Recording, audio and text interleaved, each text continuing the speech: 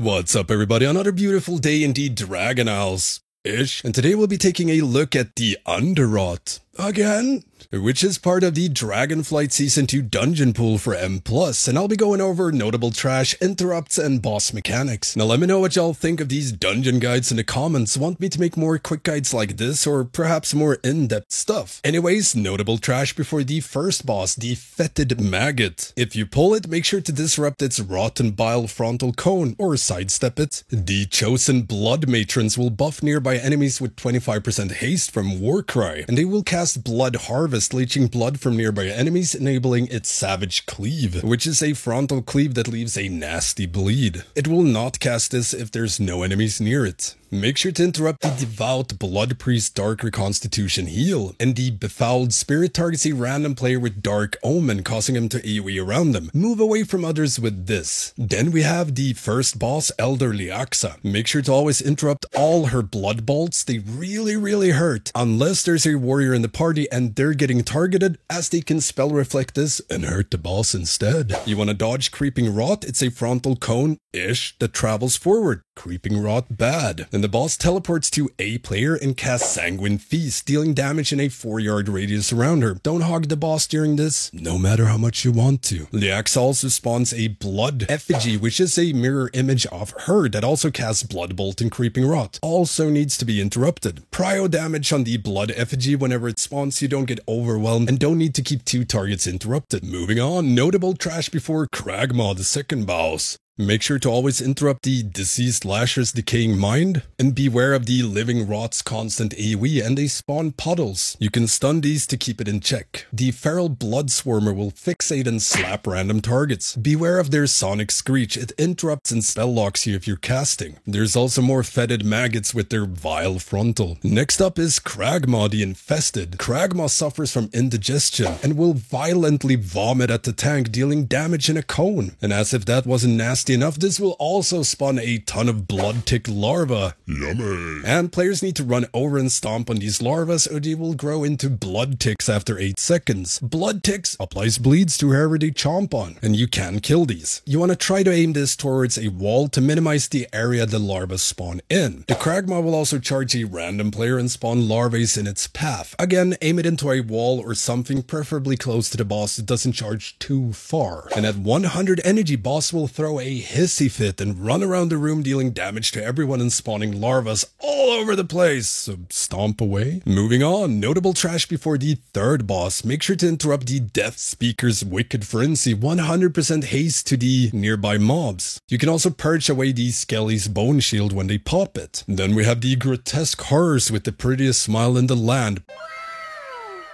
Prio interrupt Dark Echoes and if possible Void Bolts. Lastly, there's the Bloodsworn Defiler. You want to interrupt their Withering Curse and Shadow Bolt Volley, but you want to outrange their Spirit Drain Totem, so as soon as it spawns, just move away or you will get stunned. Then we have the third boss. When you engage the boss, tons of shrooms will encircle the boss area. If you step on one, it blows up and you get a stack of Decaying Spore. A disease effect deals a ton of damage and stacks. The goal is to clear all of these shrooms before boss reaches 100 energy and cast Festering Harvest, which applies a stack of Decaying Spore on everyone for every mushroom that is up. And to clear these, you use the boss Frontal Cone Shockwave, and 2 players will be targeted by Upheaval, which deals damage and destroys shrooms in an 8-yard radius. You can also use things like Paladin Bubble and run around and clear them, or without anything, au natural, then yell at healer when you die. Lastly, you want to dodge these spore pods that swirl around. They also apply stacks of Decaying Spore. Spores are bad. Moving on, trash before the last boss, you have more Death Speakers, Grotesque Horrors, and the Faceless Corruptor. You want to watch out for their maddening gaze. Frontal Cone hurts like hell, and you want to move away from the tendies it spawns before they slap down. They also hurt. Then we have the last boss, Unbound Abomination. Man, he looks like I feel waking up in the morning. Now this boss will absorb all damage done to it and convert it to energy, and at 100 energy it spawns 2 adds. Killing an add deals 17% of the boss's HP and damage to him. So do keep smacking the boss to spawn them. Your friendly neighborhood Titan Keeper will blast and stun one of them for you, so kill the other one. And you want to tank boss far out and everyone stays stacked on the tank. When boss casts Vile Expulsion,